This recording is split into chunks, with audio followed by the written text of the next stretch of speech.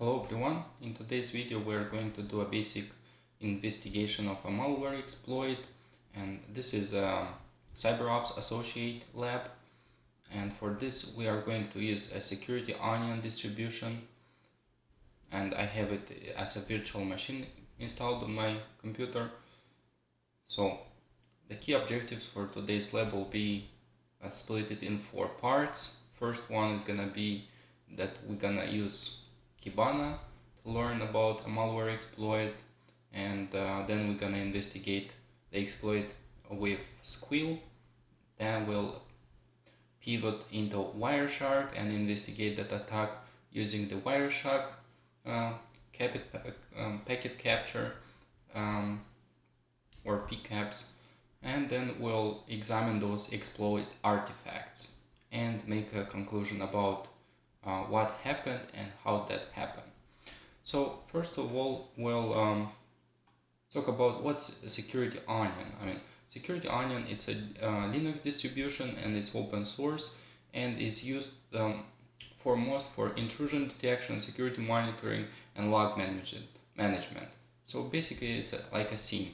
It is a SIEM, and it has pre-configured components on it like Sguil, Kibana, Squirt, and other components like Elasticsearch. And in today's lab, we are going to use two of those components, which is Kibana and Sguil. So Kibana is just like a GUI interface where it's like a dashboard where we can view all these log events and visualize them in the more friendlier way.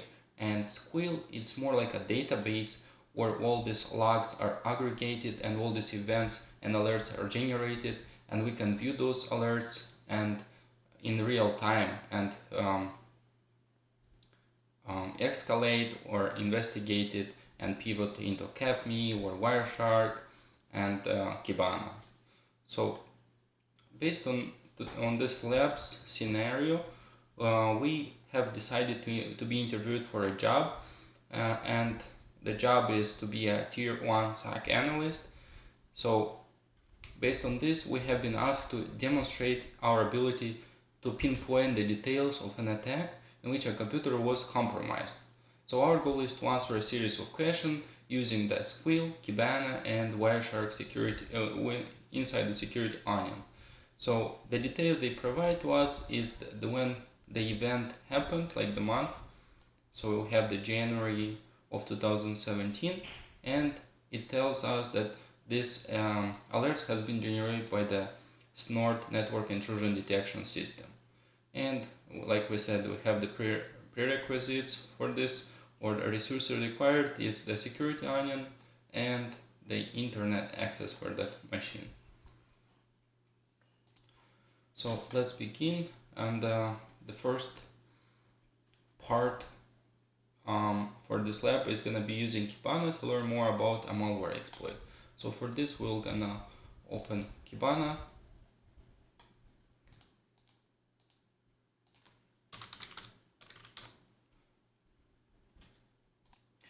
And based on the details that they have provided us, we know that we need to apply some filtering to limit our data range based on time. So we'll come in here and apply time range, which is absolute, and we have the month and the year, which it says 2017 January, and we'll choose the beginning of that month and year, and 2017 January, the end of this month. So we narrow down based on this detail they provide us, and also they provide us which agent generate those alerts. So we know it's a network intrusion detection system, so we'll sort based on this as well. So we can see that all this alerts count has been generated in a very short period of time, so we need to expand this graph to get more details about this about these alerts. So if we expand this graph more, so we can have like the time frame where it happened. So we can see it happened like in 1 day, and it's been between 2254 and somewhere 22 maybe 2256. So based on this, we kind of granulated the details, and now we can go and look for the first event. So we'll click on the first event, and we'll scroll down and look for those network intrusion detection alerts. So here is those events, and if we click on the first one that we see here, we'll expand this and we'll get more details about the first event, and we can see here a timestamp when it happened, the first event.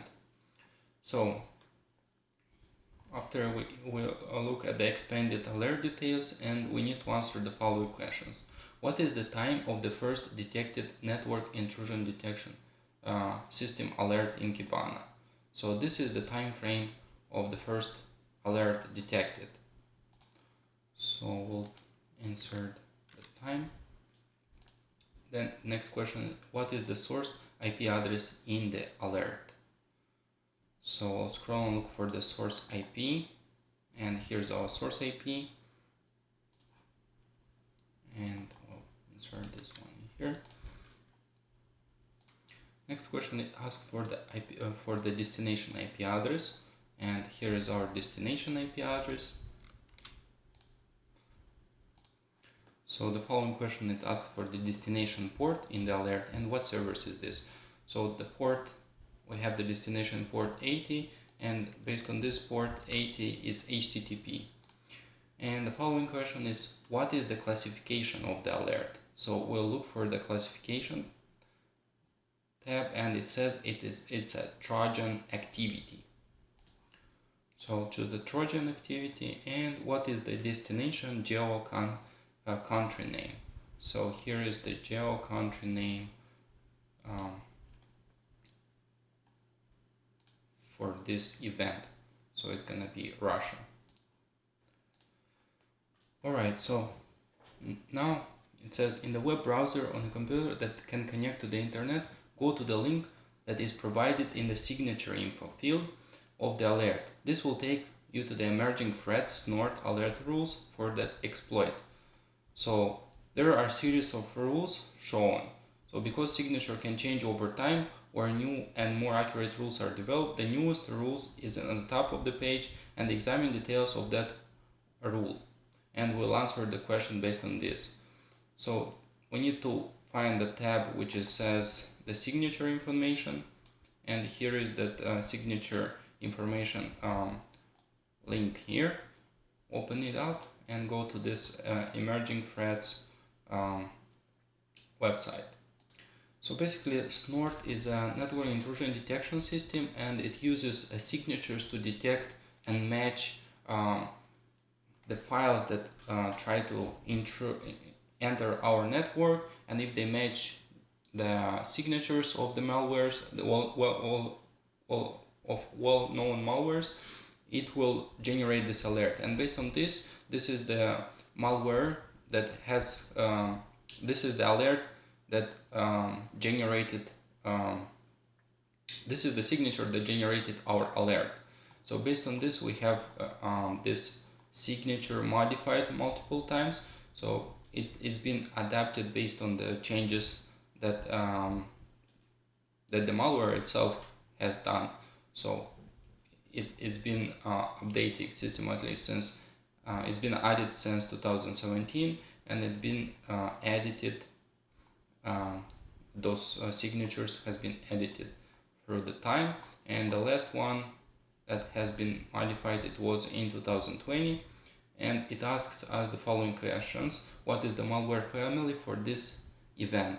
So based on this signature alert, we can see here a malware family, and it says exploit kit rig. So this is gonna be our malware family. And the next question, it asks what is the severity of the exploit, and based on this we can see the performance impact and signature severity major. So that's the severity of this exploit. Next question is, what is an exploit kit? So we can go and Google it, and based on the results, the exploit kit is an exploit that uses like multiple websites and redirects, like it uses redirecting techniques to infect a computer with malwares. So usually it's using iFrames to redirect and inject some JavaScript and like try to obfuscate the detection, and that's basically what an exploit kit is. So we can move to the next step. So like here it says that exploit kits usually it's called a drive-by attack. So it's kind of trying to compromise a legit website and create like a hidden iframes, which then can be redirect the user to a malicious website where you can insert like a JavaScript or even download the malware to the computer of the users from this compromised website. So there is another techniques similar to it called watering hole, but the difference is between those two is that watering hole is targeting specific users, and they know based on those users' behavior which website they are more likely to visit, and they infect and compromise those websites and use the same technique like creating iframes and trying to compromise those users. And like here it says, it's gonna try to insert their own malicious code inside the HTML of a web page and put those iframes in there that are hidden, and the user will not even know like they download something. So let's go to the next step where it says to click on the alert ID in the Kibana, so we can pivot to CapMe to inspect the transcript of the events. So we'll come back to Kibana, and we have our ID in here and also in here. So we can click on it or open in a tab, and we'll open the CapMe file. So in the CapMe file, we can get available information about the session. Like here, it's gonna provide us a pickup file that we can like pivot into Wireshark and examine the file in the Wireshark and see more details like on based on the layers of the layer session. So let's go and see what they are explaining to us in here. So first we see here a request file, which says it's detected a JZip encoding. So it means that the file is compressed, and then we have the timestamp when it happened. So we can narrow down our search if we want. And then we have a get request in here to kind of weird address.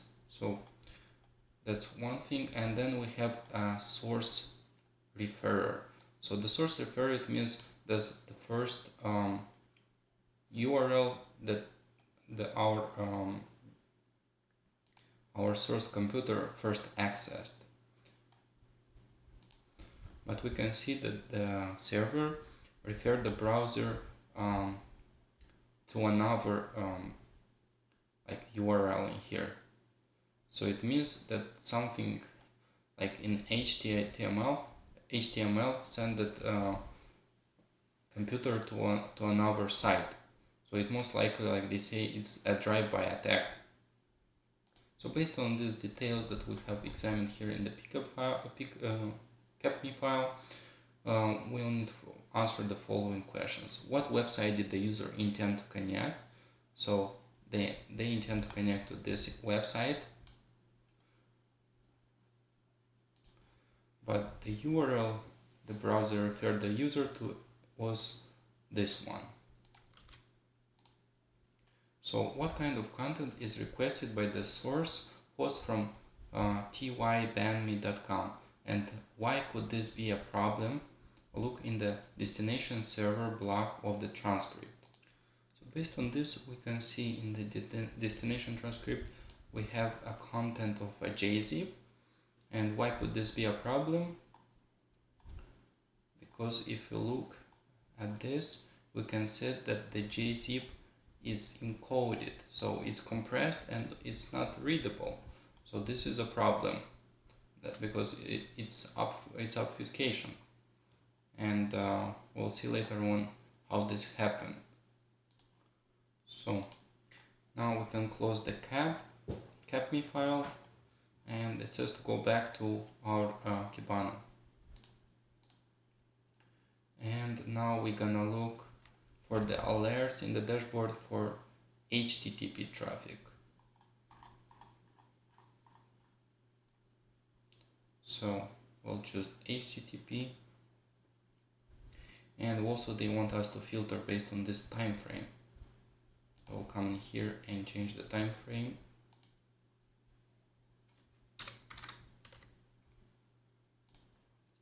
And let it click go. And we got some events in here. And we can scroll down to the HTTP and see what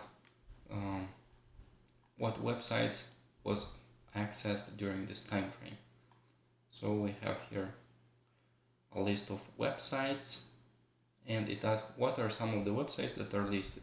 So here are the websites that are listed, and based on this,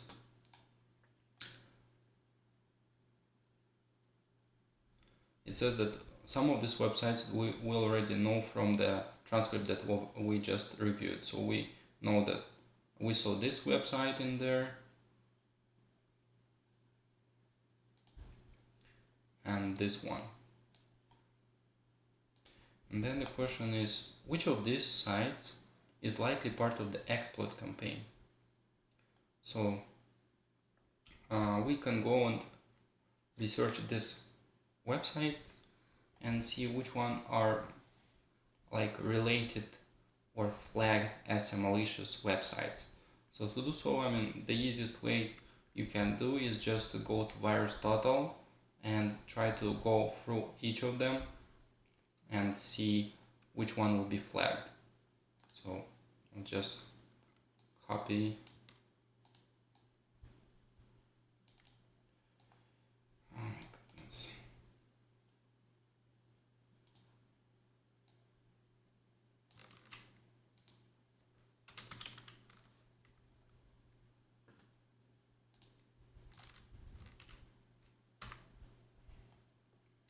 So the first one is clean, and I'll just go over and pause on the ones that are malicious. So one of them has been flagged by the two security vendors as a malicious domain. And actually, what's Virustotal?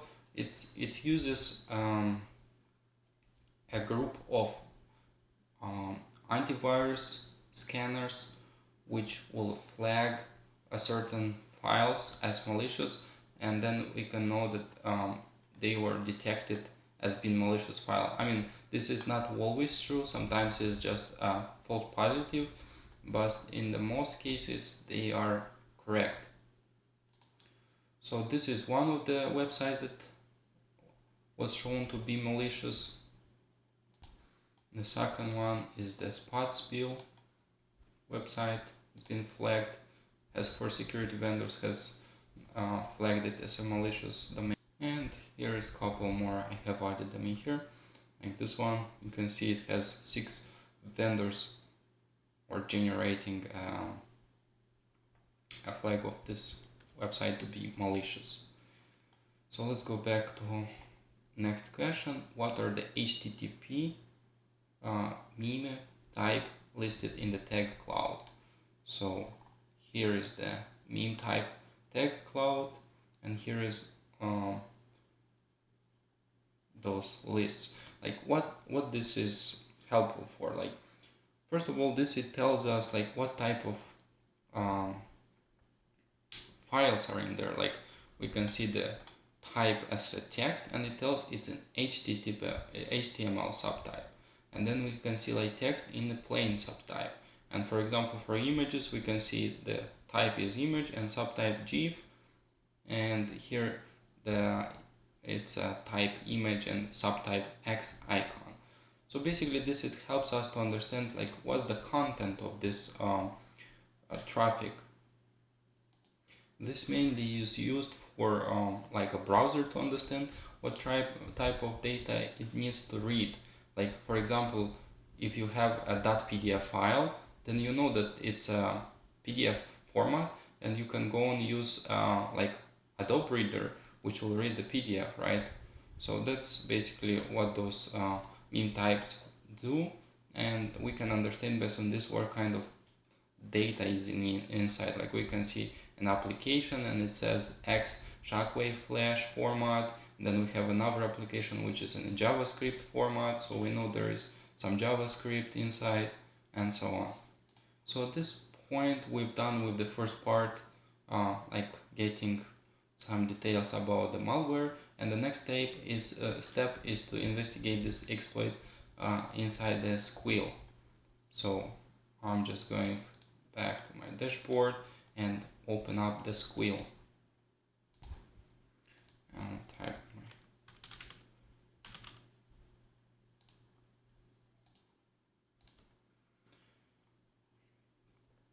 So when you are opening up the Sguil, it's gonna ask you what network monitor agents you want to use, or sources, right?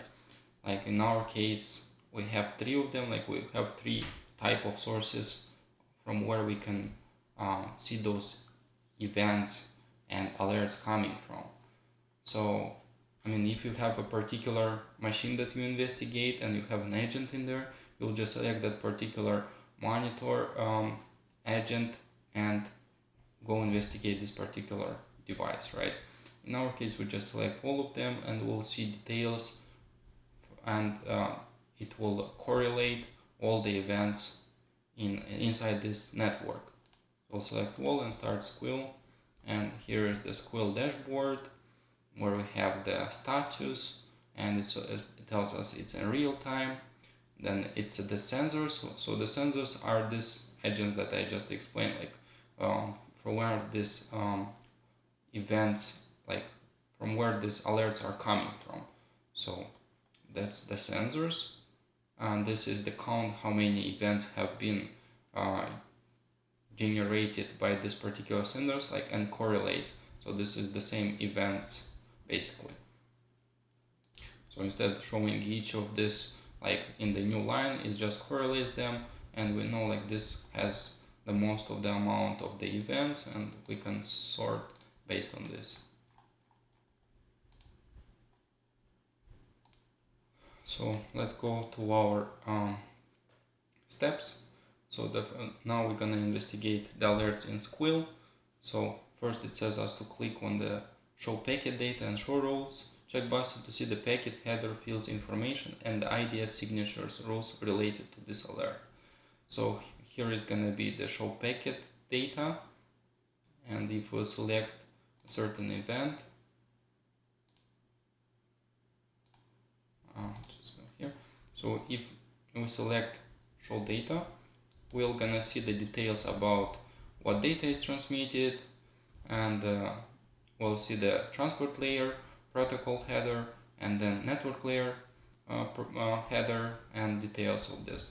And if we click on the show rules, we can see more details about what alert and what message it comes in this alert. So here we see the alert and the message inside this alert. So remember that we found out when this event occurred, and we're going and sort it based on time.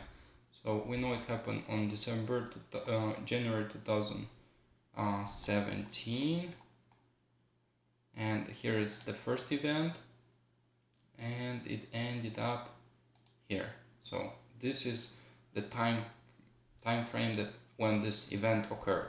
So based on this, we can go and dig deeper and find out more details about this event. So let's go and answer some questions.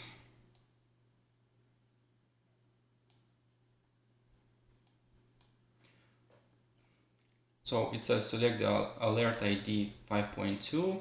So this is actually the first event that we have received. And it's asking, like, according to the IDEA signature rules, which malware family triggered this alert. So if we check the emerging threats event messages in here, we can find out the malware family. Here it is, malware family, and it says pseudo dark leech. So this is the malware family that triggered the event, that triggered this alert. Actually, I missed here a question. It asked us, according to Sguil, what are the timestamps for the first and the last of the alerts that occurred within about a second of each other. So like I showed this alert, this is the first one, happened 22:54:42, and the last event was, yeah, this one is, make sure that's that's the last one. And it was 22:55:28. So basically means that the entire exploit occurred in less than a minute. Yeah, that's crazy. So the next question, it tells us to maximize the window size for the event messages and see what exploit kit is involved in the attack. So we'll try to maximize this in here.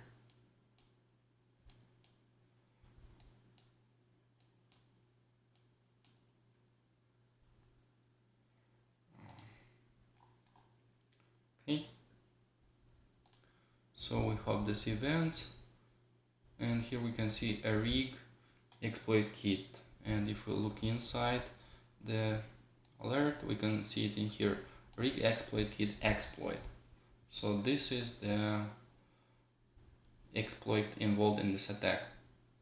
So the next question it asks is, beyond labeling the attack as Trojan activity, what other information is provided regarding the type and the name of the malware? So if we still look on this alerts, we can see here in alert it says Trojan ransomware server. So we can give the detail. The name of this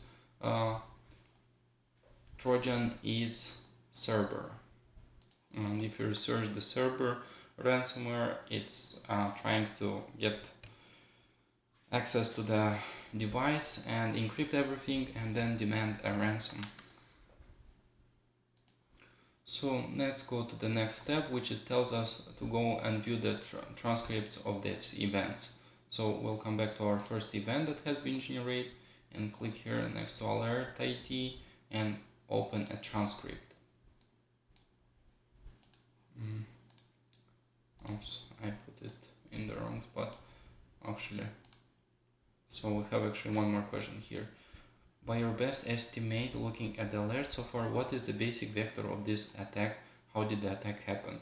So basically, like from what we've seen from the previous details, the attack happened when the user visited this compromised website, and then it has been redirected and downloaded malware, and then it's been generated this alert on our network intrusion system. So this was a drive-by attack. Let's go back to the questions from the transcript. So what are the referrer and how website that are involved in the first source event, and what are involved in the first source event? What do you think the user did to generate this alert? So here we can see the source referrer is the bing.com. So the bing.com is the search engine, and we can see the user searched for home improvement and remodeling your kitchen, and then he landed up clicking and opening the homeimprovement.com, and the homeimprovement.com is the compromised, is a legit website, but is a compromised one, and the based on our findings, the drive-by attack is using iFrames. So most likely there is a hidden iFrames inside that triggered those redirection to a website that contained the malicious payload or file, and it's been downloaded, and when it's been downloaded it generates this alert on our sensor. So let's go next. We need to open then another alert, which is 5.24 they say to open. So if we go this, open transcript, and we need to answer the following questions. What kind of request was involved? So we can see the GET request in here, and it asks for the HTTP it asks for the HTTP request. The next question, were any files requested? So we can see it's been requested at dll_json.json. So most likely this is the JavaScript that's been requested. And what is the URL for the referrer and the host website? So the URL referrer, it's homeimprovement.com, remodeling your kitchen cabinets.html, and the how the content encoded, or like was the content encoded. So we can see content encoding is a gzip file. So, and also the host website, and here is the host website. So basically what happened here is the user clicked on access this website, and has been generated has been redirected to this host website, where he get a gzip file. So here probably it was how was the content encoded. So it was encoded in a gzip, so it's been compressed, and we saw this in the previous capme file, where it was compressed and we couldn't read it. So let's go to the next step. We need to close the transcript window, go to Sguil window, and choose the alert ID 525,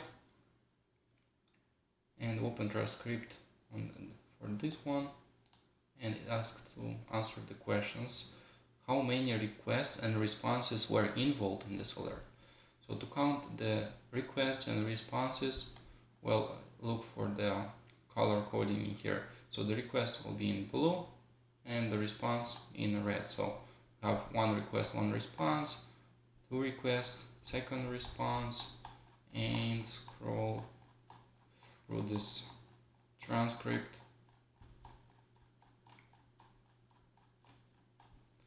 Third request, third response, and that's the bottom. So we got 3 requests and 3 responses. So next question is, what was the first request? And the first request is get this HTTP, and that's HTML page. So let me type something in there. Then it asks for the referrer. What was the referrer? And here is the referrer, is this particular address. Then who was the host server request to? And we can see the host server request was the tyubanme.com. What was the response encoded? Yes, it was encoded in a JZip file. Zip.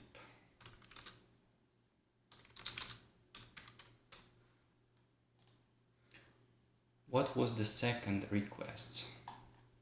So the second request was a post request.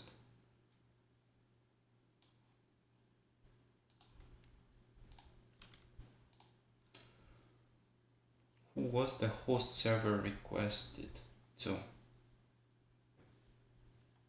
So the host server, it was the same, TYU.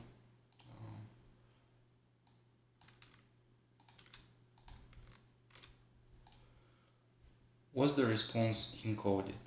Yes, it was encoded in a JZip file.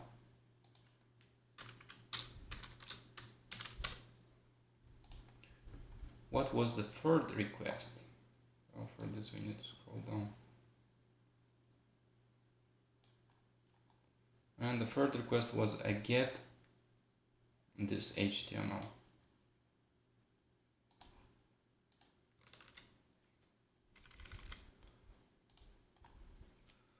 Who was the referrer?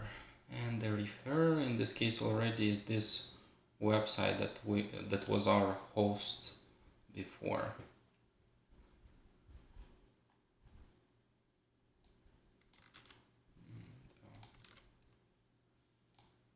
What was the content type of the third response? And the content type is here. The application X shockwave flash. So, what were the first three characters of the data in the response? So the data, here is the response, and the first three characters is CWS. And the data starts after the D. Okay, so we know this, CWS.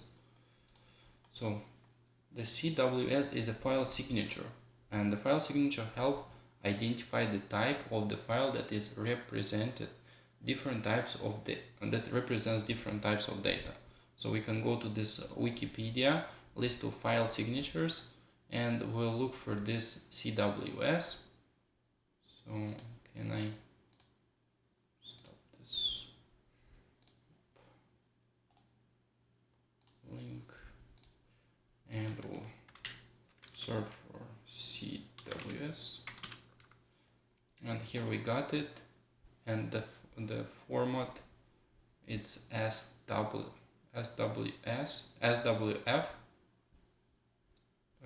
so it's shockwave flash, and we can see it here, it's an Adobe Flash.swf. So the question was, what type of file was downloaded and what application uses this type of file? So the type of file is .swf, and the application is the Adobe Flash.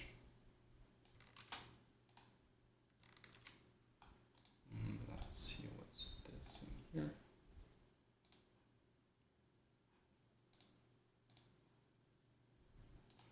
So if Googling this Adobe Flash, we can see that it's been like a security vulnerability for some time.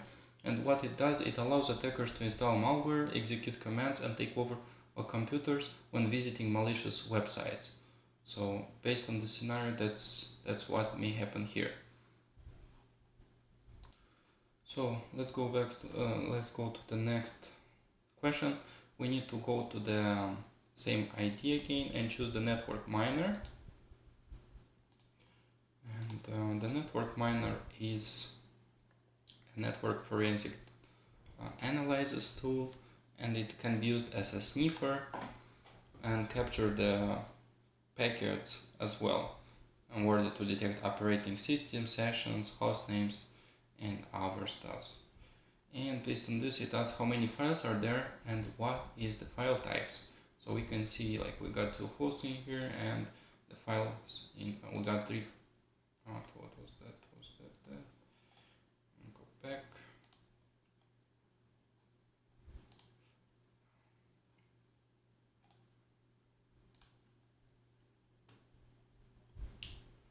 So we got 3 files, and types of the files are 2 HTML files and 1 SWF. So next it tells us to use, we're done with part 2 using Sguil, and now we are going to pivot into Wireshark to investigate this attack. So now we're going to pivot, and it tells us to choose the first event alert ID 5.2. So they want us to pivot into the Wireshark, and they want us first change the time, the format for the time, because by default they say it's gonna show in a different format and will not be able to see seconds, but in my case I do have seconds in here, so you can just click so you can have it in the seconds as well.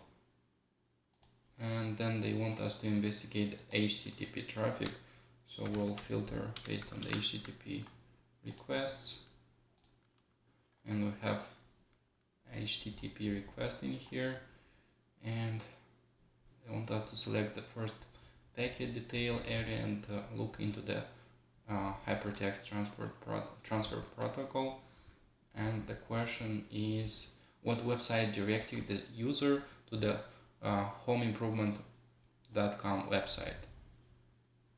So we can see that they use the Bing, and then they get to the homeimprovement.com. So based on this, we can conclude that that website was the bing.com.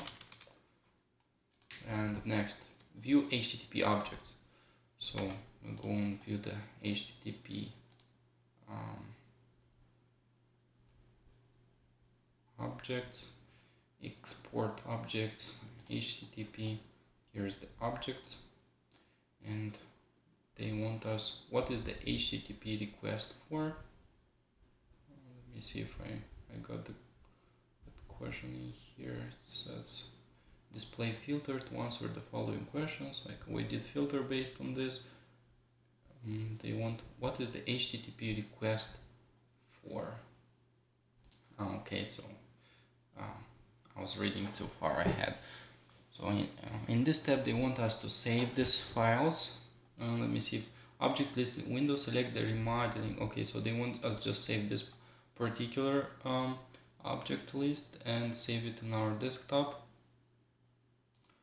So I'll click save it, and I'm gonna keep them in this lab in here, save, and go to the next step, and close the Wireshark. So now they want us to use, they use the event ID 524 and do the same stuffs, pivot into Wireshark, and then filter based on HTTP requests.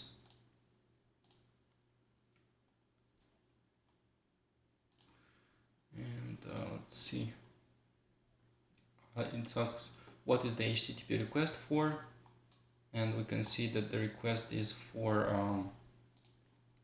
a JavaScript file, and the host server is this one, retrot ip.visionurbana.com.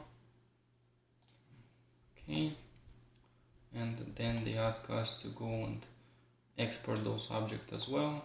So come to exports, HTTP, we got just one file in here, save it in the same folder,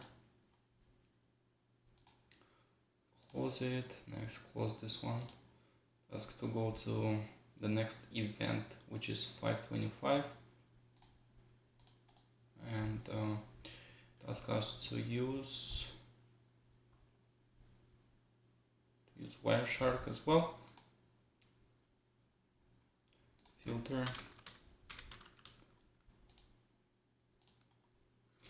and we get what info we get here. We got get, post, get.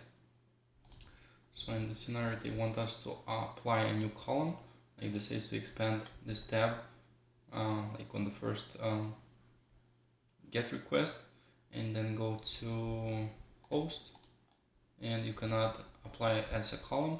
In my case, I do have it already, but if you don't, you can go and apply it as a column. Okay. Here it says like, if you want to uncheck certain columns, you can come here and uncheck some of this. So what's the purpose? They just want to see our server name in here. Alright, so let's move to the next step, which is create a hash for the exported malware files. So we know that the user intended to access the home improvement, but the site referred the user to our sites. So eventually files were downloaded to the host from a malware site. So in this part of the lab, we'll access the files that were downloaded and submit a file hash into Virustotal to verify that a malicious file was downloaded. So they want to export the same stuff seen here, export objects, HTTP, and in this case they want us just to export the shockwave flash, save it, I'll choose the same lab, right, let me see, it says to export just one or all, save the two text HTML, and save the two, and okay, so they won't save all of them, so save this one as well, here, and HTML, so close. So after we saved all these files, we can go now to our terminal and locate this folder and get the hashes for this particular file, that is SWF. So let's go to terminal.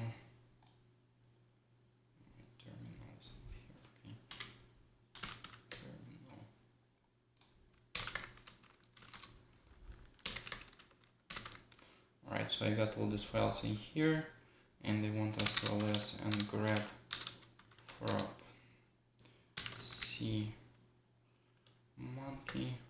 Oops. I'll use the -i flag, so I will tell it that once it like either way with upper case or lowercase letters. And we got these files in here, and it starts with the percent sign 3 API. So we need to get the hash. So we'll use the SHA-SUM and percent 3 FBY. And here is click OK. And here is our hash, and now we can go to Virustotal and search for this hash. So right away we got bunch of alerts, like 32 vendors have identified this as a malicious file. So what else they say us here? We can also generate the hash using network miner. So if you don't do it on the command line, you can go to the same file, let me find it, and open a network miner, and can go and generate the file hash in here. So if we click on the file, we can calculate MD5 or SHA, like it will provide all of them. So you can grab it in here and insert it in Virustotal. So you got two ways you can grab the hash for this particular file, or whichever file you want. And let's go next. We've done this. Now it asks investigate the detection and details tabs, review the information that is provided on this hash value. So let's go back to our Virustotal and what details we can grab in here. So we can click on details and we can see it has different names. I mean, it's been identified that it used multiple different names, and here we can see the name rig exploit kit that we saw previous, and it used that. So we got the same as we've seen before, that rig exploit kit, and also what other details we can see that that's common vulnerability and exposures register, so we can even check this one out and see in the meter and get more details about the common vulnerability and exposure, like what it does. And we can see it's in Adobe Flash player, so it's been vulnerability. It allows attackers to execute arbitrary code or cause a denial of service. So we can research more if you want, based on the details we have received from the Virustotal, but there's definitely something that is attacking our network. So next step, it asks to close everything and go back to our Sguil and to open the alert ID 537. I don't have it to 537, but maybe that's the one they are asking for, so we can see the what it asks us. Are there any similarities to the earlier alerts? So if we'll check maybe network miner and see if we get the same files. Yes, kind of similar to what we've seen before. So we see the same, like HTML extension and that that flash file in here. And also we can check the Wireshark, see what we get in there. Filter HTTP requests, and yeah, we get the same, like get, post, and get, and from the same host. So yes, there are similarities. So basically I paused and I went to evaluate all these files. So this is the first one and this is the second one, and I just investigate like what's the difference between them, and basically reviewing the Wireshark, it's exactly the same format, the same host, you get, post, get requests. And if we go to our network miner, we can see it's the same extensions it have, but just the name is different. So like this is the one from I mean, I don't remember which is which, but like you can see the difference, it's changing here. So that's the only difference in the name. So are the files similar? So yes, we have the same extensions. Do they see any difference? So the difference is just in the name of the files. That's all. So I'll just close all of this, and I need now to download this file. Let me close these tabs in here. Okay, so that's the one I have not generated yet. Have not saved this file in here, so they want me to check at this one as well. And into files, so I'll just grab the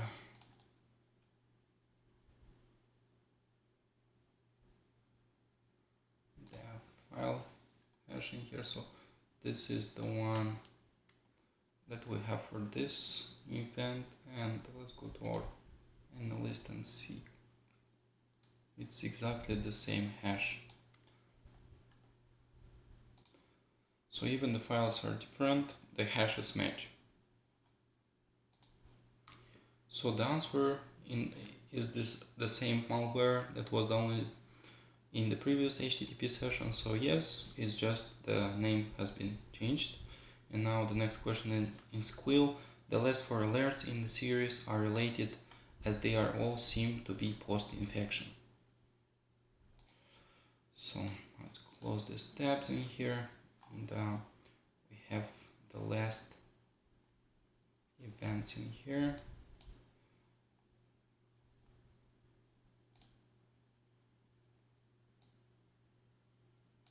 So 1, 2, 3, 4, and we can check it out those. So it asks us why they seem to be the post-infection. Well, because we can see in here it's a Trojan ransomware server check-in. So it means in the Lockheed Martin cyber kill chain we are in the stage of command and control. So that's the 6th stage where the Trojan establishes the connection with the command and control, and then the final stage they'll use it to get their objectives. So why did they seem to be in the post-infection? Because the device is already communicating with the command and control. It means that the exploitation, installation, all these stages has been completed. And that's the first out of those last 4. Second is the same. It's already using the DNS to communicate, send UDP traffic to the command and control. The second one is the same. We have a UDP traffic in here, and the last one, it says it's querying, requesting HTTP to the .top domain, and that looks suspicious domain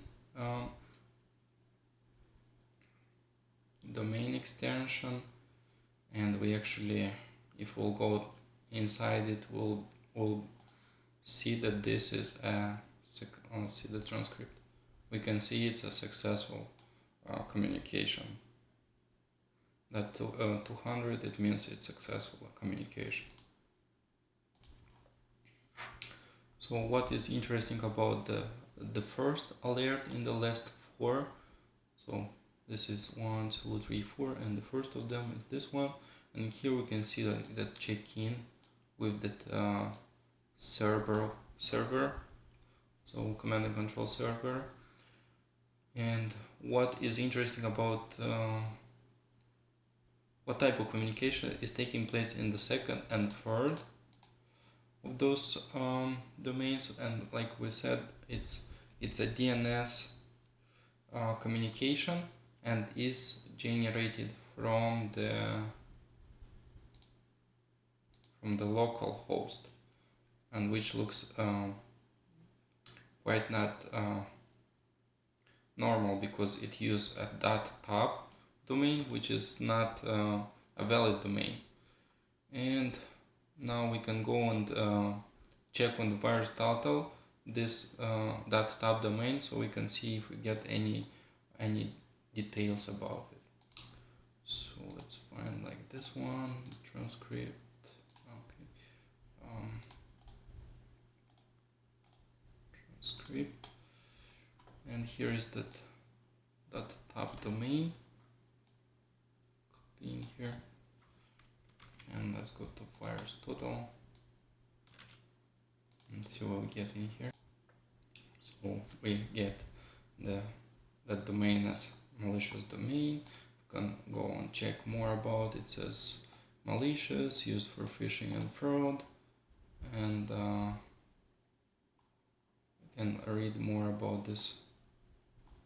Look up Google results. So this is a malicious domain and still triggers alerts. So now examine the last alert in the series in Wireshark. If it has any objects worth saving, export and save them to use to your home lab. What are the files, if any? So let's go to Sguil, last one, Wireshark.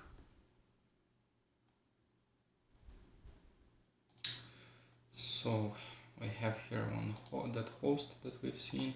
We open, we see this file in here that is requested, that HTML page.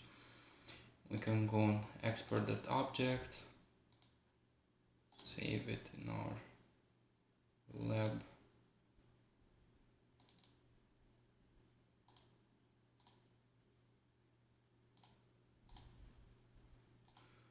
So the file name, that was the file name in here. So now we get to the final part of this lab where we're gonna examine those exploit artifacts that we've saved on our device. And they want us to open the remodeling your kitchen cabinets, that HTML file that we've saved. We'll go back to our, let me close this terminal.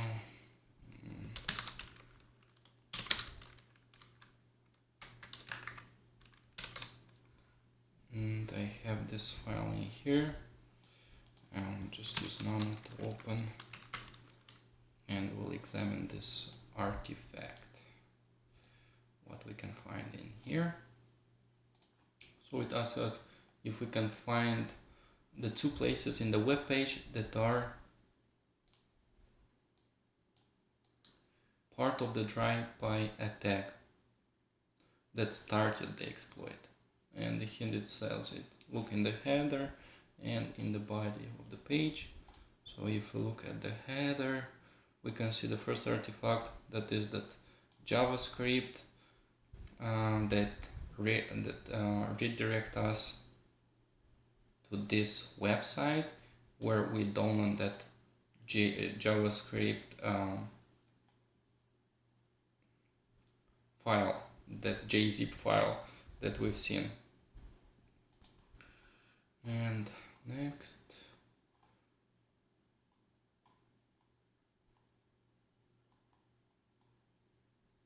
and we see another artifact is that iFrame that sent a request to this website where we've downloaded the malware. Let me see if there is anything on the end. Yeah, so this is that iFrame that we've seen. So those two artifacts we found in here. Now the next question is asking, open the DLL file that we've saved. So this one that redirect us to the JavaScript, that JZip file that we found. So let me close this one on .dll. And what we see here, we see a document.write.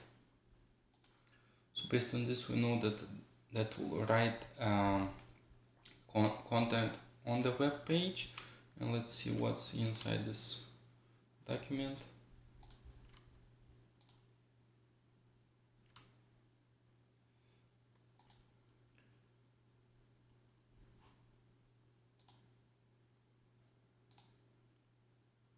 Let me write down this for you guys. So save this, and now it asks us in the text editor, open the text, the HTML file that starts with Vivaldi as part of the file name. So examine the file and answer the following questions. So let's find this file in here. So I have this Vivaldi in here, and it starts with this command here. Copy.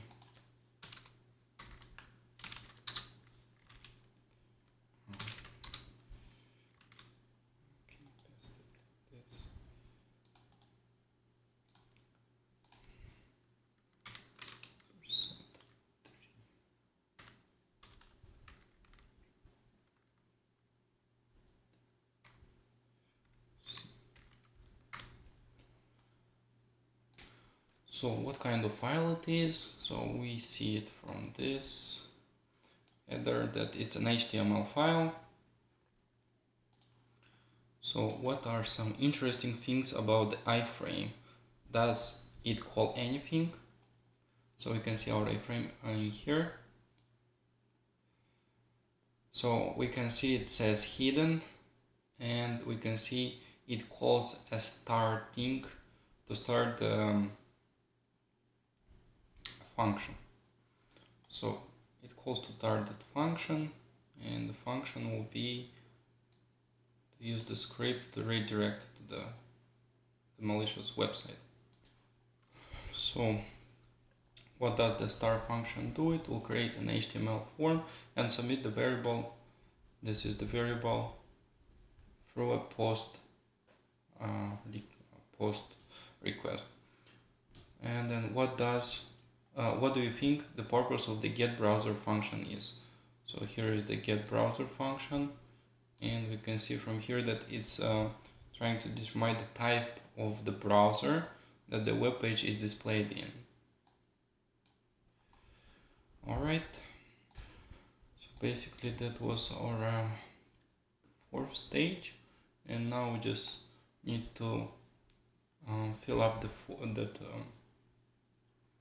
tab in here with the websites that we have seen, their IP addresses, and what functions they have been done. So I'm just gonna go and fulfill them and I'll explain. Alright, so I wrote it down, all the URLs we have been working, IPs, and a bit about the functions that happen, and I'll just go and summarize what we've done, right? I mean, what happened based on this scenario. So first, what happened? First alert was generated, and in this case we see that the user went to the bing.com looking for home improvement remodeling. Then he found out this home improvement website and clicked on it. And this website has been compromised by the drive-by attack, which is embedding a hidden iframes. So next step, what happened based on the transcript? So it's the same stage, but now we see that a gzip file, right? It's encoded, and if we come to the next file, we can see that this iframe downloaded that gzip file. So it executed that malicious JavaScript that is embedded inside the HTML page of the homeimprovement.com. So it used a gzip file, which is a compressed, and plus they used to split it. Remember, we checked that file when we did artifacts. It has been splitted and still has been compressed to avoid this, to obfuscate the detection, you know. So that's how it gets inside. So once it's been downloaded without the user knowing this, what it did. Next step, it start getting those requests to the malicious website where our Trojan is being placed. And we see 3 files that have been requesting, so that's been getting the payload. So first, second is the same. It's getting the payload downloaded inside the user's machine, and we can see this because it does use the inside port number, and it's using the port 80, which is HTTP to download this. And we can see it here, like 1, 2, 3. It does the same thing. From inside, from the local host, it sends a GET request for these files from the tyu.bandme.com, where our Adobe Flash file is placed. And then the next stage is it's a UDP. It sends an UDP request. I mean, it uses the DNS port to send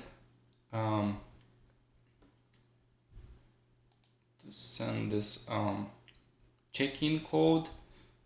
So it's establishing a connection with the command and control, which is placed on this IP address 920.10.0.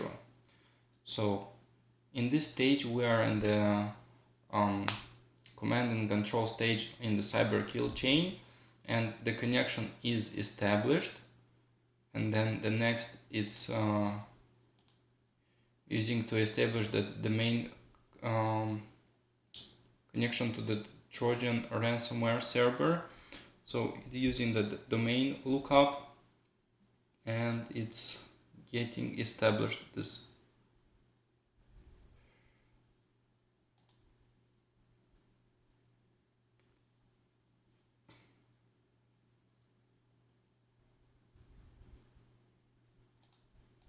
And if speaking from the point of being a SOC analyst tier 1, at this stage we identified that these particular alerts are true positive, and next step is to escalate them to the tier 2, and they can take from this part and try to fix this issue and isolate the host and eradicate and move through the cyber kill chain to reverse that attack and recover the host from the ransom attack. So thank you so much for taking the time and stayed till the end.